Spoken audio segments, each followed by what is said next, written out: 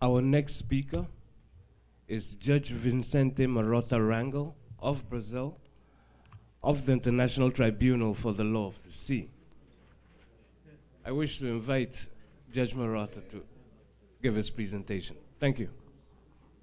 Ilustríssimo senhor presidente desta sessão, minhas senhoras, meus senhores, cabe-me o prazer e a honra de considerar um tópico que há pouco foi feito, sobre o qual houve há pouco pelo Dr. Michael Lodge referência, a saber, a Câmara dos Fundos Oceânicos.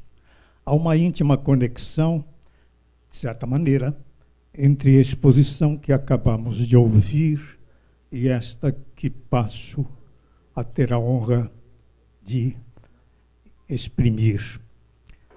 Existe um vínculo entre a Autoridade dos Fundos Oceânicos e a Câmara dos Fundos Oceânicos, que integra o Tribunal Internacional do Direito do Mar, ao qual me cabe a honra de referir-me. Agradecer também ao ministro Luiz Alberto Figueiredo Machado, com quem tive o prazer e a honra de trabalhar durante certo período da Conferência das Nações Unidas sobre os Direitos do Mar. Também cumprimentar meu querido amigo Satyananda, que não apenas é autoridade pela sua experiência pessoal em missão da Conferência e também das Nações Unidas e da Autoridade dos Fundos Oceânicos, mas também como scholar, como um conhecedor profundo do direito do mar. Devo dizer que um dos livros de cabeceira de que me utilizo sempre são os volumes da coleção da Virginia University e que teve em Satyananda um dos seus principais autores e coordenadores. Também me cabe referir-me com simpatia ao Dr. Neil Alotei, o Lundundum, Deputy to the Secretary General of the Seabed Authority, e com quem teríamos prazer, talvez, em colaborar no futuro, uma vez que recentemente fui eleito para integrar a Câmara dos Fundos Oceânicos do Tribunal Internacional do Direito do Mar. Câmara essa que tem um mandato, para o qual tem um mandato inicial de 3 anos, com a possibilidade de renovação por mais 3 anos. Saúdo Alexandre Medeiros de Albuquerque, meu querido amigo, e que vai ainda esta tarde expor sua experiência e conhecimento em torno da comissão muito importante, fundamental, a Comissão dos Limites Exteriores da Plataforma Continental. Somos, em verdade, 3 órgãos que foram criados pela Convenção das Nações Unidas sobre o Direito do Mar. O tribunal a que pertenço, a Comissão de Limites Exteriores da Plataforma Continental e também a Comissão dos Fundos Oceânicos. Comandante Marcos de Almeida, eu gostaria de saudar também pela oportunidade de revê-lo e mencionar que o Dr. Sá Leitão, aqui presente, foi indicado para integrar a lista de árbitros prevista na Convenção das Nações Unidas sobre Direito do Mar. Que é o Tribunal Internacional do Direito do Mar e por que ele foi constituído? A origem do tribunal, assim como de órgãos de arbitragem e outros órgãos de solução de controvérsias, deriva do princípio básico que há muitos anos, séculos, ilumina a humanidade, a a necessidade de solver pacificamente as controvérsias internacionais. O mar mesmo, que tem sido centro de disputas, também tem sido ocasião para a solução de controvérsias. E a origem do direito do mar reside, como sabemos, na obra clássica de Hugo Grocio, através do Mare Liberum, através de outras obras que escreveu de Iure Prede, por exemplo, em que iluminou o caminho para que pudéssemos pensar que os conflitos no mar deveriam ser solvidos pacificamente. Data do século XIII, em virtude de costumes que se estabeleceram junto aos países, aos pequenos países da Península Itálica, assim como do norte da Europa, a noção de que há uma diferença entre alto mar e mar territorial. E durante muitos anos foi o costume, regras costumeiras que regeram as relações dos povos em relação ao alto mar e iluminaram este princípio de solução pacífica de controvérsias. É de data recente, relativamente, a preocupação com outras áreas que não o mar territorial e o alto mar. Assim é que, em 1894, como se sabe, foi descoberto petróleo nas costas da Califórnia. Em 1918, na cidade de São Paulo, numa conferência pronunciada no Instituto dos Advogados, um jurista argentino, José León Suárez, falava numa meseta continental. Ele tinha a atenção voltada, então, não para os espaços marítimos em si mesmos, senão para o leito do mar, o solo e o subsolo marítimos. Em 1942, houve uma controvérsia entre, de um lado, a Venezuela e, de outro lado, a Grã-Bretanha, que tinha o domínio em relação à área do Golfo de Pária, em função de sua relação com Trinidad e Tobago. Em 1945, 28 de setembro, o presidente Truman dos Estados Unidos lançou uma proclamação on the continental shelf. Uma grande inovação, autoridade tão alta de um presidente da República e de um país de enorme prestígio como os Estados Unidos, em 1945, lançava uma proclamação dizendo que a plataforma continental integrava o território dos Estados Unidos.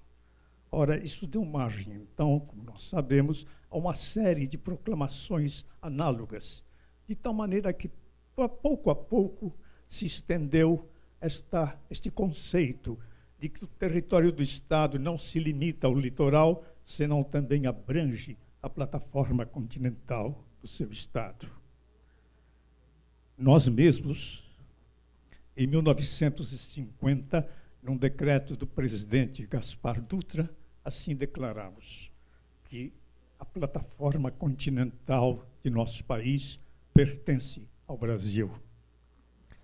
Ora, gradualmente, esta inovação na doutrina e na prática acabaram reclamando a elaboração de novas normas.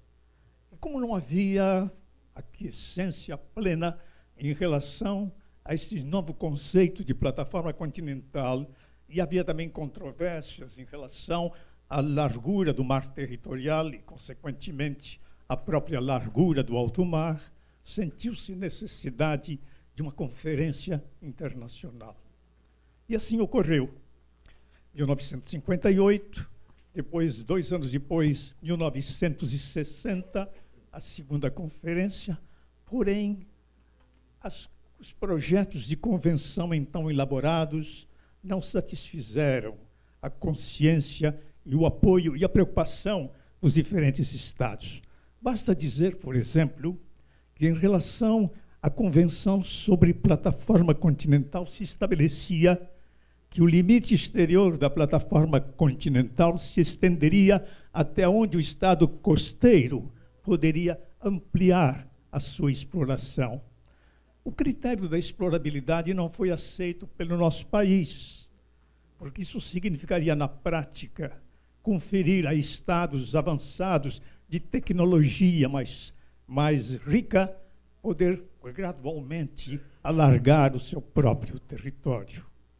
Estas oposições, entre outras, acabaram conduzindo, como foi explicado ainda esta manhã, à constituição, à formação de uma terceira conferência que durou 9 anos, 1973 a 82, e que então trouxe algumas inovações, entre elas este tribunal do qual me cabe o prazer e a honra de falar. Bem, Grocio, no começo do século XVII, ele escreveu uma parte 12 de um livro de maior extensão, um capítulo chamado De Iure Prede, do direito de presa. E ele advogou em favor de uma companhia de seu país, Companhia Holandesa das Índias Ocidentais, que tinha presado um navio chamado Caterina, de nacionalidade portuguesa. Levado o navio e os bens de que dispunha ao território da Holanda, houve um julgamento sobre a legitimidade da presa. E Grocio escreveu em favor da licitude da tomada de posição do governo do seu país. Entendeu-se depois que não cabia a um tribunal de um país julgar uma controvérsia de alcance universal ou que envolvesse outro país. Era mistério constituir um novo tribunal. Daí a razão pela qual, durante algum tempo, se entendeu que o melhor caminho seria um tribunal de arbitragem, em que cada país, por exemplo, cada país poderia indicar 1 ou 2 árbitros, depois cada outro país também faria o mesmo, e finalmente haveria um 5º juiz ou árbitro que presidiria o tribunal. Houve grande repercussão no decurso dos anos de um julgamento que ocorreu em relação a problemas que ocorreram durante a Guerra da Secessão nos Estados Unidos, em torno de um navio chamado Alabama. E o julgamento do Alabama serviu de marco, como experiência rica e de valor para experiências ulteriores em relação a litígios e controvérsias no mar. Com o advento da Sociedade das Nações, os senhores sabem que vingou em Genebra um tribunal de largo fôlego e importância, que foi a Corte Permanente de Justiça Internacional. Aí já era um próprio órgão não constituído pelas partes interessadas, senão pela própria sociedade internacional. E a Corte Permanente de Justiça Internacional, que vingou até a deflagração da Segunda Guerra Mundial, tem larga importância na solução de controvérsias internacionais referentes ao mar. É longa lista a respeito, e eu mesmo tive a ocasião de fazer uma palestra, uma conferência na Universidade Tessalônica, na Grécia, alguns anos atrás, examinando precisamente esses casos de decisão tomadas pela Corte Permanente de Justiça Internacional.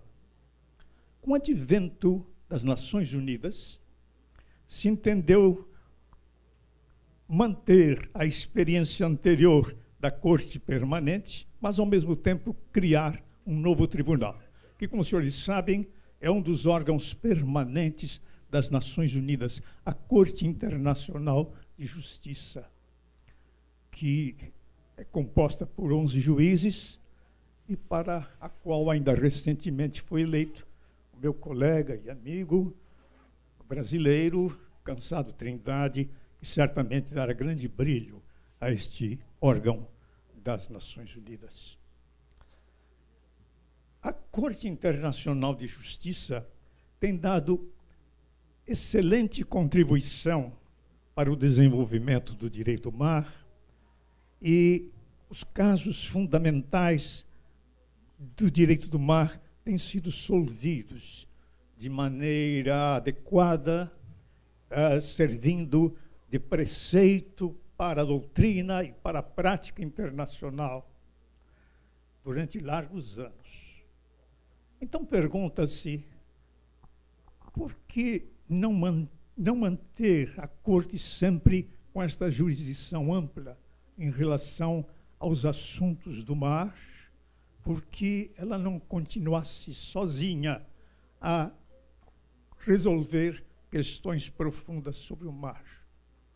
Felizmente, ela continua, a Corte Internacional de Justiça, mas entendeu-se, no decorrer da conferência e mesmo antes, com o famoso discurso que deu origem, então, de certa maneira, à conferência, o discurso de um diplomata de Malta, Arvid Pardo, então se iniciou efetivamente as negociações e se entendeu que realmente conviria haver um outro tribunal.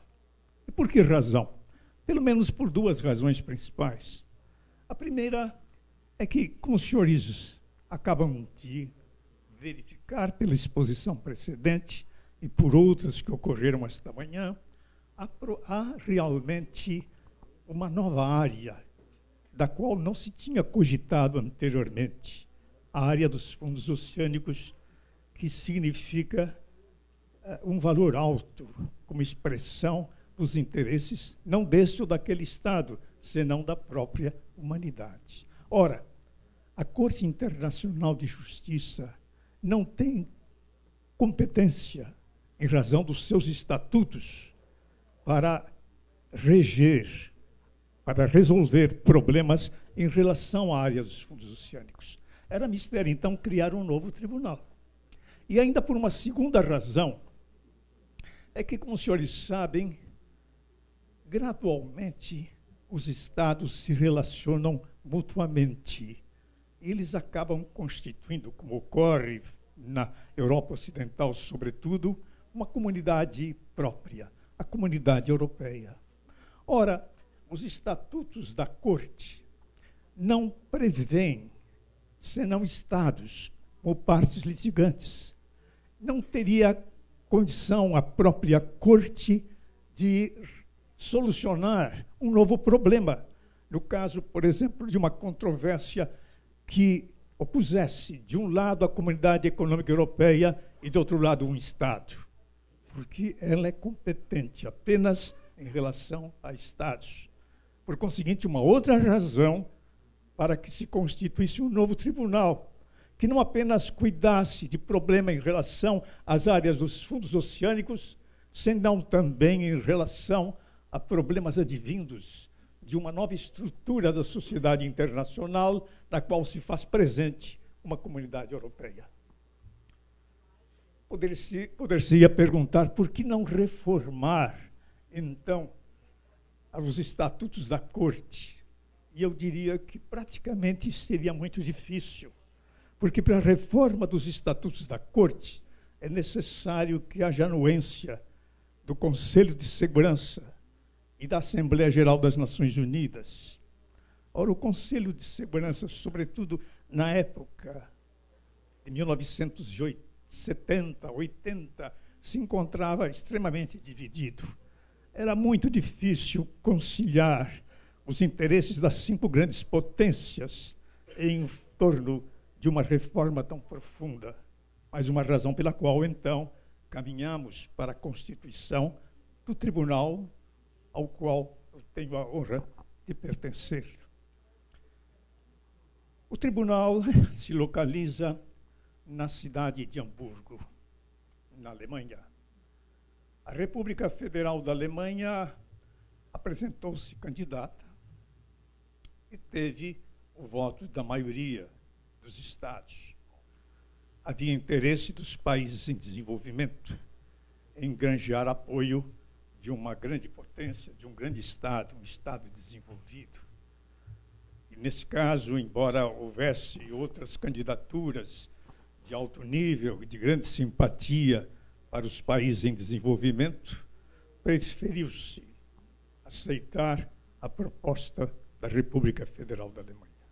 O tribunal, como os senhores sabem, se localiza em Hamburgo e teve apoio não apenas do governo federal da Alemanha, como ainda hoje o tem, senão também da cidade-estado de Hamburgo, que, remontando as tradições da Liga Hanseática, encontrou justificativa louvável para que o tribunal se instalasse em sua sede, que se localiza num edifício novo, agradável, adequado às margens do rio Elba.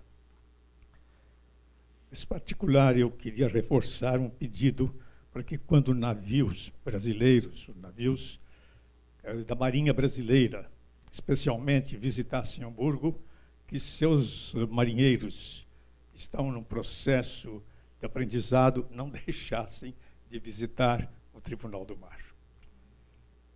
O tribunal tem 21 juízes, tem uma composição muito mais ampla que a da Corte Internacional de Justiça. Evidentemente, quando se constituíram as Nações Unidas e a Corte Internacional de Justiça, menor era a composição da sociedade internacional. Os países, antigos estados coloniais, felizmente ingressaram nas Nações Unidas e dela constituem partes integrantes e fundamentais. Havia necessidade, então, de refletir uma composição mais larga da sociedade internacional, tendo em conta também a presença maior de estados em desenvolvimento, sobretudo de continentes que até então se encontravam, de certa maneira, à margem da sociedade internacional. 21 juízes, há uma distribuição de acordo com critérios geográficos. 5 vêm da África, 5 da Ásia, 4 da América Latina e Caribe, geralmente são 2 e 2, e também, em relação à Europa, somos 4 juízes da Europa Ocidental, mais 3 juízes da Europa Oriental. O que é que o tribunal tem decidido? Até hoje. Até hoje, o tribunal tem julgado 15 casos. E eu vou fazer uma rápida menção a esses casos julgados pelo tribunal. O tribunal teve um primeiro caso muito complexo. Todas as questões, praticamente, do direito do mar foram envolvidas no caso Saiga, que, de um lado, reuniu St. Vincent and the Grenadines e, de outro lado, a Guinéia.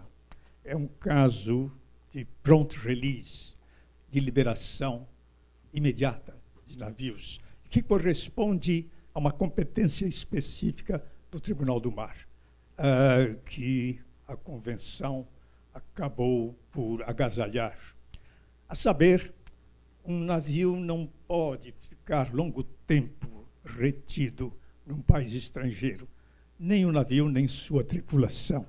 Então, criou-se um mecanismo que não tinha sido previsto para que a Corte Internacional de Justiça pudesse julgar, que é o chamado Prompt Release of Ships, imediata libertação de navio e sua tripulação. Há um lado humano, digamos assim, também, pelo menos o que toca à tripulação.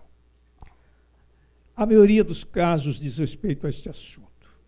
Mas também há outros casos que têm uma certa ressonância e ao qual passo a me referir, que são as medidas cautelares, provisional measures, mesures provisoires.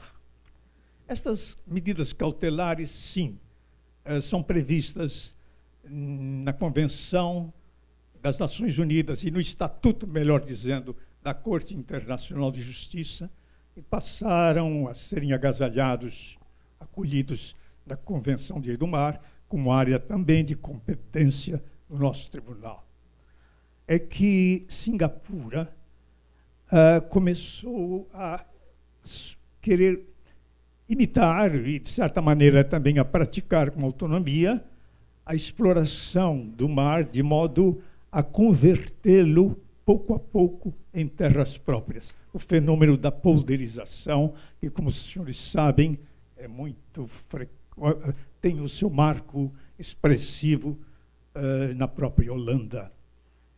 Este caso foi iniciado pela Malásia, que, de certa maneira, não estava conformada com as iniciativas de Singapura, e, pelo menos, o nosso tribunal deu medidas cautelares, que foram acolhidas pelas duas partes e hoje são seguidas pelos dois estados que vivem em harmonia em relação a um tema que lhes era difícil e controverso. Há um caso pendente ainda. É o caso entre o Chile, de um lado, e a Comunidade Europeia.